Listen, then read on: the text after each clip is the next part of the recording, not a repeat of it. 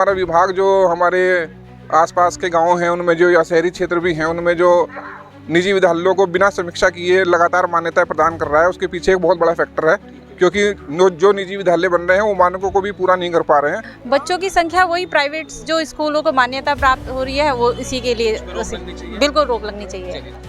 NPS से सरकार अब यूपीएस पे आ गई है और यूपीएस सरकार को ओपीएस पे आना पड़ेगा। ये हम सभी शिक्षकों की और सभी कर्मचारियों की ये हमारी मांग है और सरकार को आना ही पड़ेगा। आपने छात्र संख्या के अनुपात में हमारे यहाँ शिक्षकों की कमी है। हमारा आपके माध्यम से अनुरोध रहेगा सरकार से, विभाग से, कि भाई हमारे समस्त विद्यालयों में हमारे शिक्षकों की नियुक्ति की जाए और सुगम। बाकी हमारे स्कूलों में जो आजकल अभी एक बैच निकला है डिलेड का, उन्हें जल्दी से जल्दी नियुक्ति दें जिससे कि सभी स्कूलों को शिक्षक मिल सके। विभाग द्वारा, सरकार द्वारा खड़ा कर दिया गया है, जिसका नुकसान हमारे सरकारी विद्यालयों को झेलना पड़ रहा है। सरकारी विद्यालयों में जो समस्याएं आती हैं कम बजट के कारण, उनके सब समस्याओं के निराकरण के लिए हम लोग काम करते हैं। और रुड़की के रामनगर पीआरसी उप खंड शिक्षा अधिकारी के और आपको बता दें राजकीय प्राथमिक शिक्षक संघ के आज यहाँ पर चुनाव संपन्न हुए हैं। आपको मैं बताना चाहूँगा यहाँ पर आप सकते हैं शिक्षक हैं यहाँ पर उत्साहित नजर आ रहे हैं और ढोल नगाड़ों की थाप पर वो यहाँ पर नृत्य कर रहे हैं, खुशियाँ मना रहे हैं। उनके जो विजयी घोषित जो हुए हैं और यहाँ पर शिक्षक जिनसे बात करेंगे, आपको पहले बताना चाहूँगा जो अध्यक्ष हैं वे मनमोहन शर्मा जी बने हैं, उनको 246 मत प्राप्त हुए हैं। साथ ही जो मंत्री पद पे पंकज बिश्नोई विजय हुए हैं, उन्हें 253 मत प्राप्त हुए हैं। कोषाध्यक्ष पद पे रेणु रानी जो हैं 251 उन्हें मत प्राप्त हुए हैं। वरिष्ठ उपाध्यक्ष पे प्रदीप बिष्ट विजय हुए हैं, उन्हें 243 प्राप्त हुए हैं। उपाध्यक्ष महिला सरिता त्यागी हैं जो उन्हें 251 मत मिले हैं। साथ ही संगठन मंत्री रविंद्र कुमार उन्हें 245 मिले हैं और प्रचार मंत्री महिला शालिनी गोस्वामी उन्हें 240 मत प्राप्त हुए हैं। इतने वोट उन्हें यहाँ पर मिले हैं और ये जो यहाँ पर इस समय शिक्षक देख रहे हैं इनसे बात करेंगे, जो अध्यक्ष हैं उनसे बात करेंगे, जो नवगठित इनकी कार्यकारिणी अभी बनी है उनसे बात करते हैं। मनमोहन जी हैं जो अध्यक्ष पद पे निर्वाचित हुए हैं। सर, कितने मत आपको मिले हैं और किसको आपने पराजित कराया, जरा अभी बताइए थोड़ा। आज बीआरसी कार्यालय पर हमारे Uttaranchal state primary teacher association Uttarakhand राज्य प्राथमिक शिक्षक संघ का जो है त्रिवार्षिक अधिवेशन यहाँ पे संपन्न हुआ है, जिसमें हमारे 361 शिक्षकों ने प्रतिभाग किया है और हमारे 246 वोट जो है मुझे प्राप्त हुए हैं। और मेरे सामने जो हमारे साथी खड़े हुए थे श्री संजय शर्मा जी, उन्हें 93 वोट मिले हैं। और इस तरह हमारे साथियों ने हमारे इस पैनल पर अपना विश्वास जताया है। मैं उनका आपके माध्यम से जो है हार्दिक धन्यवाद ज्ञापित करता हूं। ठीक है, तो सर ये की योजना जो आपके 3 वर्ष की रहती है? जी, हमारे यहाँ जो कार्यकाल हम लोगों का होता है वो 3 वर्षीय होता है। अच्छा। तो सर इसमें जो शिक्षकों की क्या क्या चीज़ें आप देखते हैं, क्या क्या मांगे सरकार के समक्ष रखते हैं आप, क्या क्या दिखते हैं आप देखते हैं इस चीज़ में? हमारे सामने शिक्षकों की जो सेवाएं हैं उनसे संबंधित विषय आते हैं, जैसे हमारा ट्रांसफ़र पॉलिसी हो गया, टीचरों के वेतन से संबंधित कोई प्रकरण हुए, एरियर हुए, शिक्षकों की सुगम दुर्गम की सेवाएं हैं।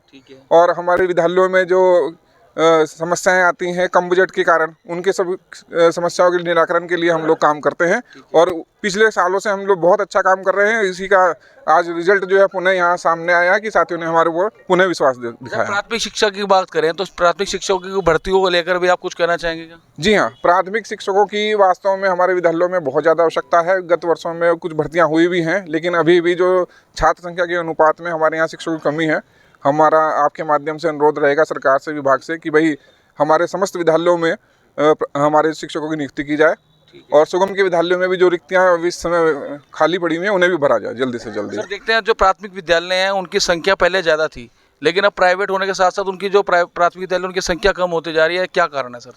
इसमें मेरा मानना ये है कि हमारा विभाग जो हमारे आसपास के गाँव हैं उनमें जो या शहरी क्षेत्र भी हैं उनमें जो निजी विद्यालयों को बिना समीक्षा किए लगातार मान्यता प्रदान कर रहा है, उसके पीछे एक बहुत बड़ा फैक्टर है, क्योंकि जो निजी विद्यालय बन रहे हैं वो मानकों को भी पूरा नहीं कर पा रहे हैं। तो सरकार को, विभाग को उन मानकों को देखना पड़ेगा, उस पर समीक्षा करनी पड़ेगी कि हम 2-4 कमरों के स्कूल ना संचालित करें, क्योंकि स्कूल संचालित कराने के लिए एक प्रॉपर खेल का मैदान, लाइब्रेरी, सब चीज़ें होनी आवश्यक हैं जो वहाँ नहीं है, जो कि सरकारी विद्यालय में पहले से चलती आ रही वो है। मतलब हमारे यहाँ खेल के मैदान भी हैं, लाइब्रेरी भी हैं, सारी तरह की सुविधाएँ हैं, लेकिन एक प्रॉपर पैरेलल चैनल विभाग द्वारा, सरकार द्वारा खड़ा कर दिया गया है, जिसका नुकसान हमारे सरकारी विद्यालयों को झेलना पड़ रहा है। पंकज बिश्नोई, मंत्री पद निर्वाचित।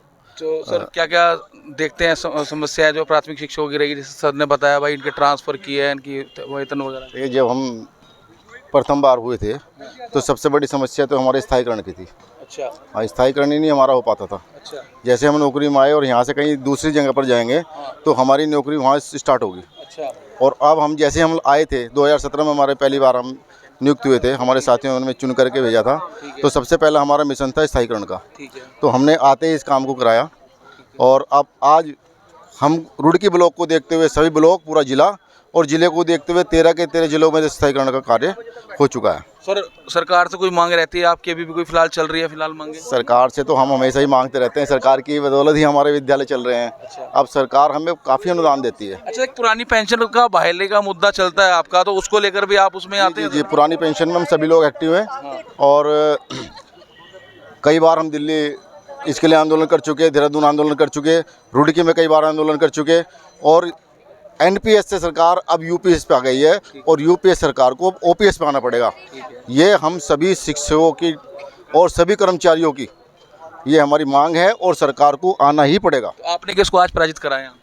नहीं, हमने पराजित किसी को नहीं किया, हमारे छोटे भाई थे वो भी। अच्छा। हाँ, वो तो हमारे साथियों का प्यार और मोहब्बत मिला है, हमें ज़्यादा मिल गई, उन्हें कम मिली। मतलब हकों की लड़ाई मिलकर लड़ेंगे? नहीं, ये शिक्षक, देखिए ये शिक्षक का चुनाव था, इसमें हार जीत नहीं थी। इसमें तो ये थी हमारे साथियों का प्यार हमें ज़्यादा मिला, उन्हें थोड़ा कम मिल गया, लेकिन हम सभी शिक्षक हैं, हम सभी साथ हैं। चलिए ठीक है। हमारे साथ मैडम भी हैं। क्या नाम मैडम? मेरा नाम रीनू रानी है सर। क्या कहना चाहेंगे सर? सर ने तो बता दिया कि भाई शिक्षक है, शिक्षक अपनी आवाज़ उठाने के लड़ता है, किसी के लिए नहीं लड़ता। बिल्कुल बिल्कुल, सर ने बिल्कुल जो कहा है बिल्कुल सही कहा है। और हम सभी शिक्षक हैं, हमने कोई हार जीत मायने नहीं रखती। बस ये है कि हम काम करने के लिए आए हैं और काम करते रहेंगे शिक्षक हित में। अच्छा, सर ने बताया भाई बच्चों की संख्या घटती जा रही है और टीचर्स की भी नहीं है, तो उसको लेकर कुछ? बच्चों की संख्या वही प्राइवेट जो स्कूलों को मान्यता प्राप्त हो रही है वो इसी के लिए बिल्कुल रोक लगनी चाहिए। बाकी हमारे स्कूलों में जो आजकल अभी एक बैच निकला है डिलेड का, उन्हें जल्दी से जल्दी नियुक्ति दे जिससे कि सभी स्कूलों को शिक्षक मिल सके और बेरोजगारी भी कुछ कम हो सके शिक्षकों की, जिससे कि नया बैच चल सके। तो ये मांग भी आपकी सरकार में रहेगी, आपके संगठन? हमारी मांग लगातार रहेगी शिक्षक हित के लिए भी और जो आने वाली पीढ़ी है उनके लिए भी। तो आपने सुना जो राजकीय प्राथमिक शिक्षक संघ के यहाँ पे चुनाव हुए हैं, उनकी कुछ मांगे हैं, बोल रहे हैं जो शिक्षकों की कमी है प्राथमिक विद्यालयों में, सरकार उन पदों को जल्द से जल्द भरे और जो उनकी मांगे रहती है वो तो चलती ही आ रही है।